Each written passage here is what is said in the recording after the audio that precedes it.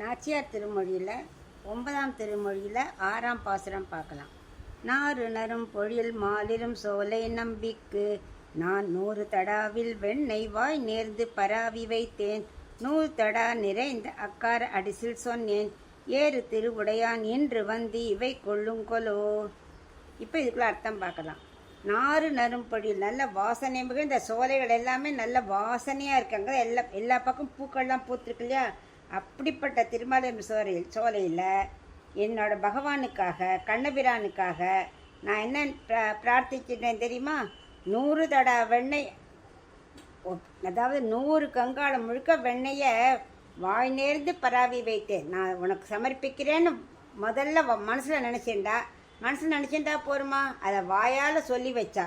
அது மட்டும் இல்லை, 100 தடா நிறைந்த அக்கார அடிசில் சொல்லி வைத்தேன்.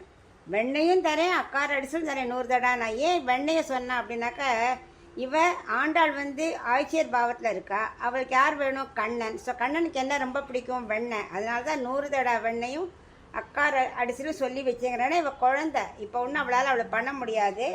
ஆனால் நான் சொல்லியிருக்கேன் வாயால், அது செய்யறதுக்கு நீ தான் எனக்கு அனுகிரகம் பண்ணணும், ஸ்வீகரிக்கணும். நான் வாயால் சொன்னதையே நீ செஞ்சதா ஸ்வீகரிக்கணும் அப்படின்னு பிரார்த்திக்கிறா. யார்கிட்ட? ஏறு திருவுடையான். அருமையான பேர் திருமாலும் சோலை அழகருக்கு.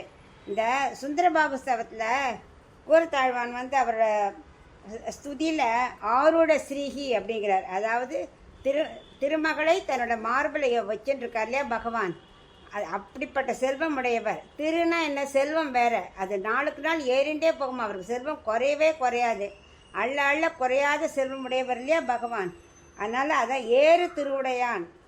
அவர் திருமகள் இருக்கிறதுனால அவர் செல்வம் பெருகின்றே இருக்கு. அப்படிப்பட்ட பகவான் இங்கே நான் இத்தனை சொன்னேன் இல்லையா, அதை அவர் ஏற்றுப்பாரா? அவர் திருவுள்ளம் பற்றுவாரா அப்படின்னு கேட்குறா.